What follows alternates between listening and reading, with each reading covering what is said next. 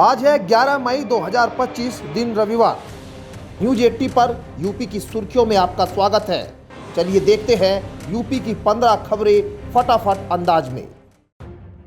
योगी आदित्यनाथ सरकार प्रदेश के किसानों को लगातार मजबूत करने में लगी है। प्रदेश सरकार ने चालू वित्तीय वर्ष 2025-26 में 25 लाख नए किसानों को किसान क्रेडिट कार्ड योजना से जोड़ने का लक्ष्य तय किया है। सरकार ने अन्नदाता को आर्थिक रूप से मजबूत बनाने के लिए वित्तीय वर्ष 2024-25 में 71 लाख से अधिक किसानों को किसान क्रेडिट कार्ड की सुविधा दी थी। इस वर्ष विस्तार देते हुए सरकार 25 लाख और किसानों तक यह सुविधा पहुंचाना चाहती है।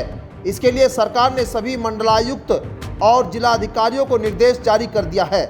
इस प्रयास में सरकार के लगातार बड़े कदम का प्रयास ज़्यादा से ज़्यादा किसानों को समय पर सस्ता ऋण देने का है, जिससे वे बिना किसी कर्ज के बोझ में खेती कर सके। यूपी के अमेठी में किसानों को हाईटेक बनाने के लिए एकीकृत बागवानी मिशन के तहत कई योजनाओं का लाभ दिया जा रहा है। किसानों को 50% अनुदान मिलेगा और आवेदन पहले आओ पहले पाओ के आधार पर होगा। दरअसल किसानों को खेती में हाईटेक बनाने के लिए तरह तरह के प्रयोग किए जा रहे हैं। ऐसे में एक बार फिर एकीकृत बागवानी मिशन अभियान के तहत किसानों को कई योजनाओं का लाभ एक साथ दिया जा रहा है। बता दें कि इस योजना के तहत किसानों के लिए एकीकृत बागवानी मिशन का प्रोजेक्ट बेस कार्यक्रम होता है। इसके तहत संरक्षित खेती में किसान एक साथ कई लाभ कमा सकते हैं। किसानों को प्रोजेक्ट की स्थापना में किसी भी प्रकार की समस्या न हो, इसके लिए उन्हें भारी अनुदान भी दिया जाता है। मुख्यमंत्री योगी आदित्यनाथ ने महिलाओं को बड़ी राहत देने की तैयारी शुरू कर दी है। उन्होंने शुक्रवार को हुई स्टाम्प एवं निबंधन विभाग की समीक्षा बैठक में अधिकारियों को निर्देश दिए कि महिलाओं के नाम होने वाली 1 करोड़ रुपए तक की रजिस्ट्री पर 1% स्टाम्प शुल्क में छूट देने के प्रस्ताव पर विचार किया जाए। वर्तमान में यह छूट केवल 10 लाख रुपए तक की रजिस्ट्री पर लागू है। अगर यह निर्णय अमल में आता है तो लाखों महिलाओं को घर या जमीन खरीदने में आर्थिक राहत मिलेगी और महिला सशक्तिकरण को भी बढ़ावा मिलेगा। मुख्यमंत्री ने कहा कि सर्किल रेट तय करते समय किसी इलाके के विकास, शहरीकरण और वहां मौजूद सुविधाओं को भी ध्यान में रखा जाए। यूपी में पार्किंग की समस्या से निपटने के लिए नगर निगम ने नई नियमावली लागू की है।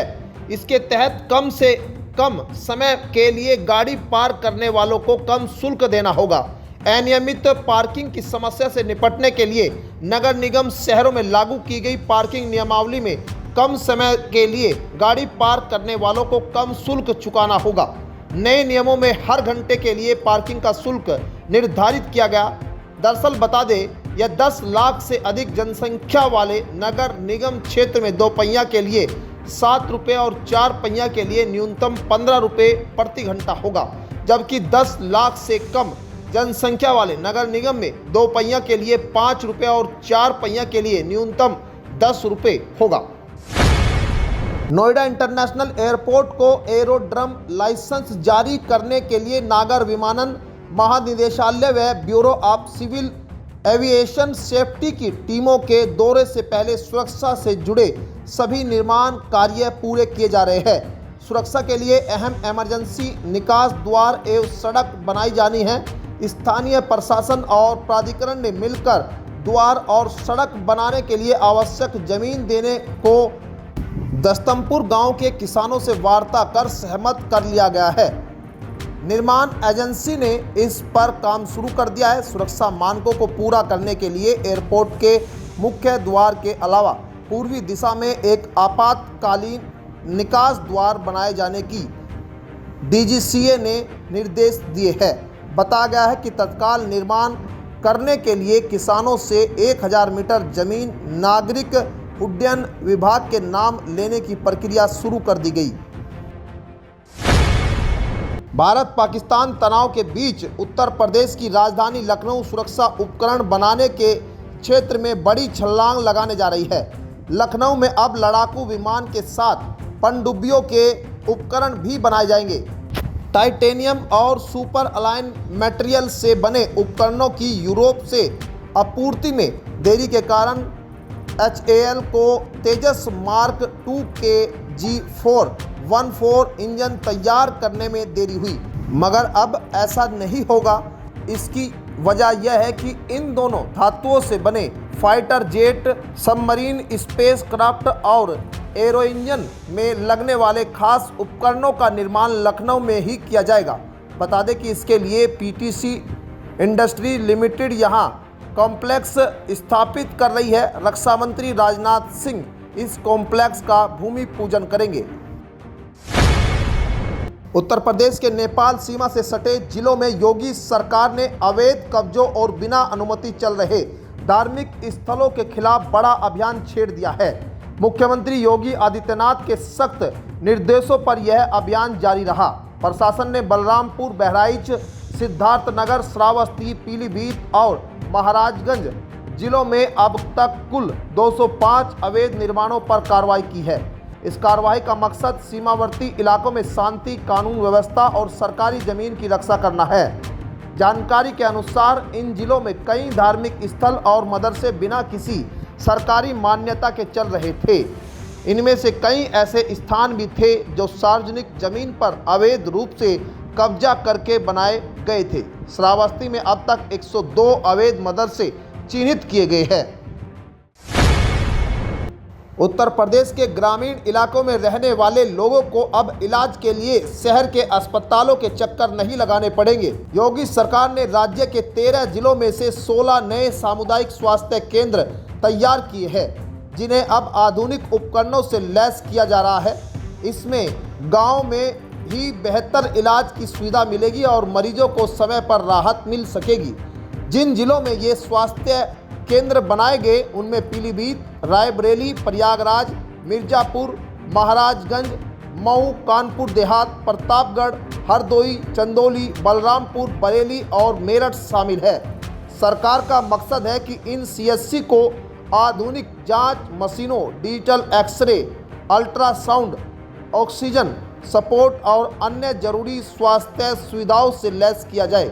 योगी सरकार का कहना है कि ग्रामीण स्वास्थ्य सेवाओं को मजबूत करना उसकी प्राथमिकता है। पूर्वांचल एक्सप्रेसवे और बुंदेलखंड एक्सप्रेसवे के बाद यूपी को एक और नए एक्सप्रेसवे की सौगात मिलने जा रही है। नया एक्सप्रेसवे पूर्वांचल को बंगाल से जोड़ेगा। इसके बाद यूपी से बंगाल तक पहुंच आसान हो जाएगी। बता दें कि बनारस से कोलकाता के लिए करीब 710 किलोमीटर लंबा 6 लेन का एक्सप्रेसवे प्रस्तावित है। इस एक्सप्रेसवे को बनारस चंदौली रूट से जोड़ने की तैयारी है। इसके लिए करीब 27 किलोमीटर लंबा बेल्ट बनाया जाएगा। इसमें करीब 1500 करोड़ रुपए का खर्च आएगा। इसके बाद चंदौली जिले से भी कोलकाता पहुंचा जा सकता है। अभी तक GT रोड के जरिए वाराणसी को कोलकाता से जुड़ा है। इसमें ट्रैफिक ज़्यादा होने से मालवाहक से लेकर सामान्य लोगों को दिक्कतें होती है। अब इससे छुटकारा मिलेगा। यूपी में लिंक रोड का निर्माण 54 गांव की जमीन पर होना है। इसके लिए जल्द ही जमीन अधिग्रहण शुरू होगा। यूपीडा ने गौतम बुद्ध नगर जिले के नवीनतम 9 गांव में जमीन अधिग्रहण की प्रक्रिया शुरू करने की योजना बनाई। आपको बता दें, आने वाले समय में उत्तर प्रदेश में रोड इंफ्रास्ट्रक्चर की महत्वाकांक्षी परियोजना नक्शा बदलने वाला है। लोगों के आवागमन आसान होने के साथ साथ राज्य की आर्थिक नीति में भी अहम योगदान निभाने वाली है। यूपी के 2 जिलों के बीच बन रही हाई स्पीड सड़क परियोजना अब प्रदेश के रीढ़ की हड्डी माने जाने वाले नोएडा इंटरनेशनल एयरपोर्ट से कनेक्ट होने वाली है। उत्तर प्रदेश में लिंक एक्सप्रेसवे का निर्माण 54 गांव की जमीन पर किया जाएगा। योजना का खाका तैयार है। वाराणसी में करखियाव एर्गो पार्क के पूर्ण रूप से विकसित होने के बाद यूपी सीडा एक दशक पश्चात अब दूसरे नए इंडस्ट्रियल एरिया के लिए लैंड बैंक बनाने में जुट गया है। इसी क्रम में जिलाधिकारी के निर्देश के क्रम में यूपी सीडा की ओर से शाहजहांपुर में नए इंडस्ट्रियल एरिया का प्रस्ताव बनकर मुख्यालय भेजा गया है। यूपी सीडा के मुख्यालय से यह प्रस्ताव शासन को जाएगा। शासन से स्वीकृति मिली तो इस दिशा में आगे कार्य होगा। सहसापुर में पशुपालन विभाग यानी पशु परिक्षेत्र का लगभग 180 एकड़ भूमि है। यूपी सीडा की तकनीकी टीम ने इसका सर्वे भी किया। खाली जमीन तक पहुंच मार्ग ठीक होने के कारण औद्योगिक क्षेत्र के अनुकूल माना है। इसके बाद यूपी सीडा की ओर से प्रस्ताव बनाया गया। उत्तर प्रदेश के सहारनपुर में कांग्रेस नेता और लोकसभा सांसद इमरान मसूद ने समाजवादी पार्टी के लिए नई मुश्किल खड़ी कर दी। मसूद ने एक वीडियो जारी कर कहा कि कांग्रेस सहारनपुर की सभी 7 विधानसभा सीटों पर चुनाव लड़ेगी। उन्होंने साफ कहा कि गद्दारों को टिकट नहीं मिलेगा, उनकी अपनी टीम इन सीटों पर चुनाव लड़ेगी। इमरान मसूद ने कहा, मुगालता दूर कर लो, मैं काम के लिए पैदा हुआ हूं। उनके इस बयान को सपा के खिलाफ सीधा राजनीतिक संदेश माना जा रहा है। कांग्रेस के इस ऐलान से आगामी विधानसभा चुनाव में सहारनपुर की सियासत में नया मोड़ आ सकता है। उन्नाव से बीजेपी सांसद साक्षी महाराज ने समाजवादी पार्टी प्रमुख अखिलेश यादव को लेकर बड़ा दावा किया। उन्होंने कहा कि जिस दिन चाहूंगा उस दिन अखिलेश और उनका पूरा परिवार भाजपा में आ जाएगा।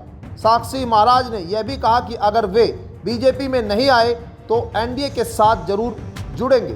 पत्रकारों से बातचीत में उन्होंने अखिलेश के परिवार से अपने करीबी संबंधों का जिक्र करते हुए खुद को उनके परिवार का मुखिया बताया। यह बयान अखिलेश यादव के उस तंज के जवाब में आया जिसमें उन्होंने कहा था कि साक्षी महाराज उनके अनुरोध पर सपा में आ सकते हैं। सियासी बयानबाजी से दोनों दलों के रिश्ते सुर्खियों में हैं। बाराबंकी जिले के सतरिक थाना क्षेत्र स्थित कस्बे में सैयद सालार साहू गाजी की दरगाह पर लगने वाला पारंपरिक मेला इस बार आयोजित नहीं होगा, क्योंकि पुलिस ने मेला आयोजित नहीं करने की सिफारिश की। थाना प्रभारी ने मेले के आयोजन से कानून व्यवस्था प्रभावित होने की आशंका जताते हुए इसे रोकने की सिफारिश की है। कई हिंदू संगठन संभल और बहराइच के बाद इस दरगाह पर भी मेला नहीं होना की मांग कर रहे हैं। कुछ दिन पहले स्थानीय लोगों ने थाने में दरगाह के आसपास की जमीन पर अवैध कब्जे की शिकायत भी दर्ज कराई थी।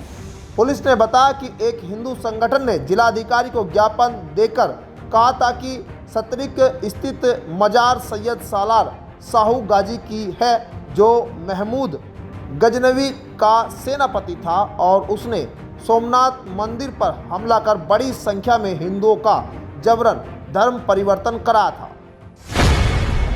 उत्तर प्रदेश में मौसम का मिजाज पल पल बदल रहा है। मौसम लगातार उतार चढ़ाव कर रहा है। 10 और 11 मई को हल्की बारिश की संभावना है। 11 मई के बाद मौसम पूरी तरह से बदल जाएगा और गर्मी अपना फुल मोड में प्रकोप दिखाएगी। दरअसल कई स्थानों पर तेज आंधी के साथ बारिश की संभावना है। 30 से 40 किलोमीटर प्रति घंटे की रफ्तार से हवाएं चलने का अनुमान है। प्रदेश के तापमान की बात करें तो अगले 24 घंटे तक अधिकतम तापमान में कोई बड़ा परिवर्तन होने की संभावना नहीं है। उसके बाद धीरे धीरे 4 से 6 डिग्री की बढ़ोतरी होने की संभावना है। साथ ही अगले 72 घंटों तक न्यूनतम तापमान में कोई बड़ा परिवर्तन नहीं होने की संभावना। उसके बाद धीरे धीरे 2 से 4 डिग्री की वृद्धि होने की संभावना बताई गई। तो ये थी आज की 15 फटाफट खबरें। अगर आपको वीडियो पसंद आया तो वीडियो को लाइक, शेयर व कमेंट जरूर करें। धन्यवाद।